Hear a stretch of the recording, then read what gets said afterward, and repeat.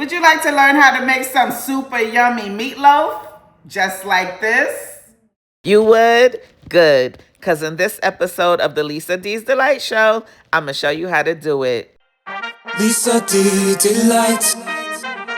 Here are a few things that you'll need for this meatloaf recipe, but the exact ingredient list and measurements and such will be in the description box below. I like to put bell peppers and onions in my meatloaf, but it's optional. But if you do use it, most people like to saute them before they add it to the meatloaf, but it's absolutely not necessary. Work smarter, not harder, beloved. All you have to do is let it cook while it's cooking along with the meat, and I guarantee you they will cook up and it'll be just fine.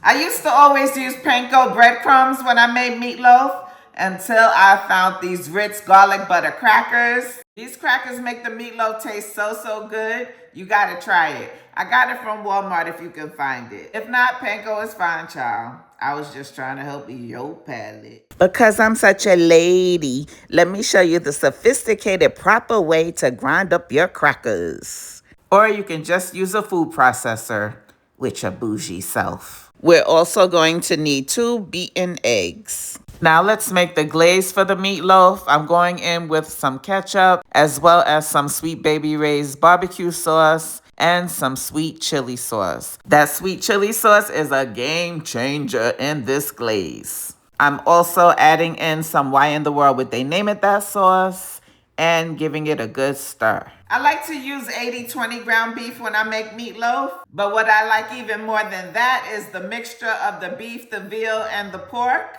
Those 3, that combination makes a bomb meatloaf. Unfortunately, I couldn't find my favorite trio of meat, so I had to go with the pork and ground beef combination. But of course, this recipe will work with whatever type of ground protein that you choose. Now I'm going in with my secret ingredients, which is heavy whipping cream. It makes the meatloaf so moist and juicy, even more so than milk. You're welcome. Now I'm adding in some Why in the World Would They Name It That sauce, as well as some ketchup. Yes, ketchup.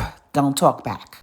This Lipton onion soup mix is so good in meatloaf. I highly recommend it. But if you don't have it, you can just use some seasoned salt, onion powder, garlic powder, and cracked black pepper. Onion soup mix in, as well as some ASIL, which is my own all-purpose seasoning. You can grab you some with the link pinned in the comments section. But if you don't have it, just use a little bit more seasoned salt. But not too much because the soup mix is already seasoned and pretty flavorful. Now add some garlic paste or fresh garlic, as well as the mashed up Ritz crackers. Now I'm gonna add in some onions, as well as some red bell peppers, yellow bell peppers, and orange bell peppers. Now I'm gonna give it a mix, kind of like folding it into itself, because if you overmix it, it could become too tough. And the kitchen is the wrong room for hard meats, but you ain't heard that from me. And now I'm just gonna mold the meatloaf and shape it just like so.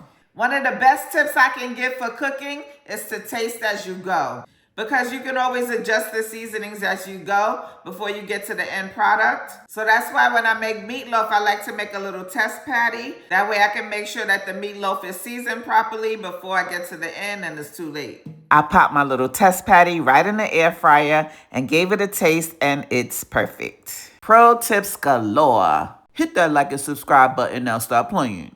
I like to add a light coat of the glaze in the beginning when it's cooking, and then add some more later on. And I do not like to use those loaf pans because the sides are unable to brown up when you use those pans. I'm going to be making this meatloaf in my air fryer oven, but if you don't have one, all you have to do is just pop it in your air fryer basket with some aluminum foil at the bottom. We're gonna air fry it at 350 for 30 minutes. But 10 minutes before it's done, we're gonna take it out and add the glaze to the top. It's best to use a food thermometer so you know when it's really done, which will be when the internal temperature reaches 160 degrees. Now the meatloaf is going back in the air fryer for the final 10 minutes. And after that, it's done. Lisa D Delight. Got noises in my stomach, so I guess I'm feeling hungry. I click that YouTube Lisa D so I can kill this rumbling. But when I'm in the kitchen, My God, forever. Won't he do it?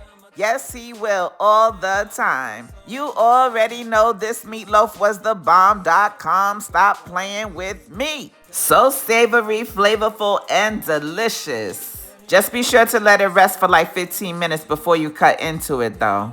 I hope you enjoyed the recipe. After all, I was just trying to help your palate. God bless you. Bye-bye. got recipes, damn you make the food look so good. Make sure you like and subscribe, damn you make the food look so good. Make sure you like and subscribe, damn you make the food look so good. Make sure you like and subscribe, damn you make the food look so good. Make sure you like and subscribe.